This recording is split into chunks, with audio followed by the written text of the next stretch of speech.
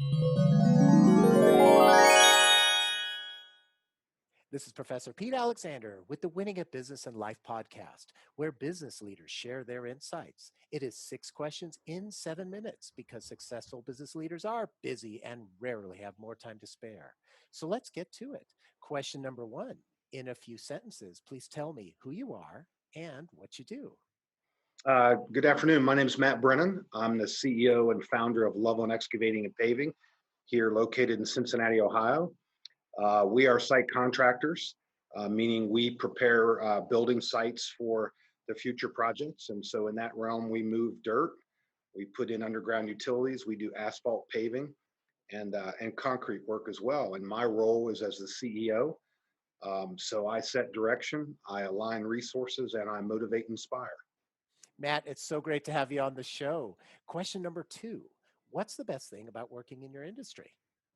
I think what's really unique and kind of fun for us is that we're actually creating stuff. We're actually creating a project. We're creating, a tangible product. So years from now, I drive by projects that we did 10 and 15 and even 20 some years ago, and I can remember those projects and remember what we went through to get them built. And so we have an end product that we can be really proud of, and it stands its test in time, and it's our ability to show my kids and my grandkids, hey, we built that project. Oh, I think that's so neat because it's something that isn't going to be replaced like, let's say you built a software package and now all of a sudden it's been replaced by newer technology. It's physical product that Correct. you can see. That's awesome. Yeah. Question number three: I have a fictitious book with all the answers for business. What chapter would you think most companies should read? I think the number one chapter to read is how to win with people. Businesses are made up of a bunch of different types of infrastructure, and it can be machinery and equipment and tangible real estate and all. But at the end of the day, in business, you win with people, and you've got to learn to win with people and how to interact with people and how to be a servant leader and how to make sure that your people are taken care of. Today, I can walk into any equipment store and buy any piece of equipment that I want at any price. It doesn't matter. But finding the right person and finding the person that can run that and finding someone that follows your company ideals and basically your company mantra, that is so difficult. And so you really have to dial down and understand that this, no matter what you do, you are a business with people and you must win with people. That's very insightful. Thank you for that.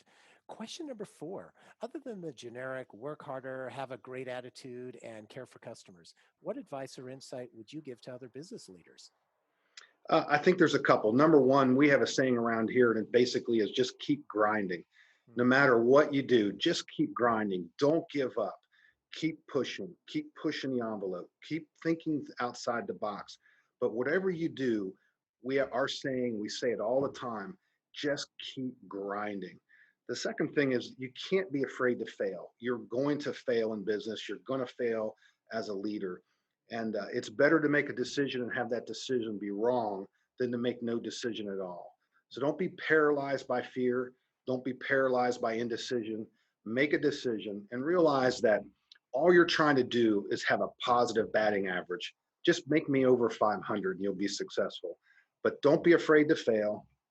Don't be afraid to go outside the box and just keep grinding. I love that, and it kind of reminds me of question number three, where you were saying to be, be the people, be able to work with people, because the people, in order to feel like they shouldn't be afraid to fail, I assume that they need to have that supportive environment in order to take those risks. Absolutely. You have to get out of your people's way, hire good people. And then my job is to give them the tools to be successful and then get out of their way. So don't put up barriers to them. Don't give them barriers. Don't give them rules. Let them run their divisions. Let them run their business. Let them conduct themselves as professionals and just be there to help them along the way. Be there to problem solve and know that they're going to make wrong decisions and they're going to make mistakes and accept that as a leader. Those are growth points. They're not negative points. They're points of growth, and it's going to happen. And you have to accept that as a leader, as an owner, and learn from it and move on. Yeah, absolutely. I love that. Question number five. What other business leader like yourself would you like to acknowledge and invite to be on my podcast? There's a gentleman that we use a lot. His name is Don Frericks, and Don is an executive coach. We very strongly believe in executive coaching. We strongly believe in the process of working with outside professionals to determine your personality and determine your insights and to give you an example of your worldview. So we really think it's important to work with outside people, get your top executives and your middle management executives into executive coaching so that they can develop themselves and work on professional development. Don has done this for us and has done a miraculous job training the next succession of leaders here at Loveland Excavating and Paving. Great. I'll reach out to him. Thank you for that referral. And our final question, question number six. Please tell me about your first job.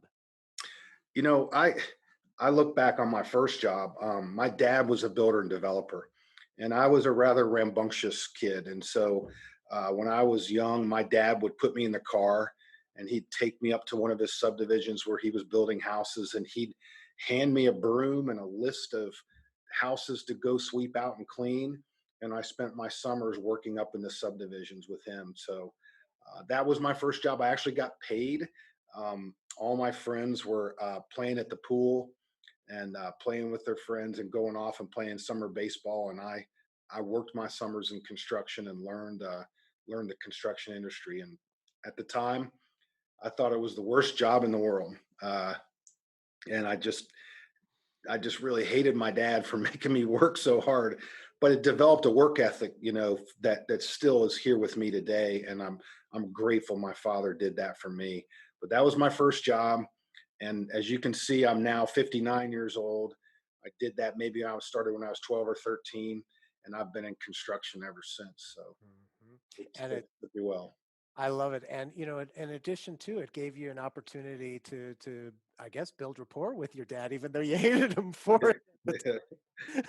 But I think hate's maybe a strong word. I just, how you're when you're young and you want to go, all your friends are playing at the pool, and here you are sweeping houses out. But my dad was a builder and developer, and I learned the business through him, and he helped me get started in my business, and so I'm grateful for the opportunity that he gave me and the work ethic that he instilled on me at a very young age. Great story. Thank you for that. And Matt, thank you so much for being on the show. Great to be here. How can people find you? I'm on LinkedIn. It's Matthew J. Brennan. Our company's on LinkedIn, Loveland Excavating and Paving Inc., and I'm also on Facebook. Perfect. This is Professor Pete Alexander with the Winning at Business and Life podcast. For more insights and ideas, please go to LinkedIn, YouTube, Facebook, or iTunes and search for the Winning at Business and Life podcast. Thanks for listening.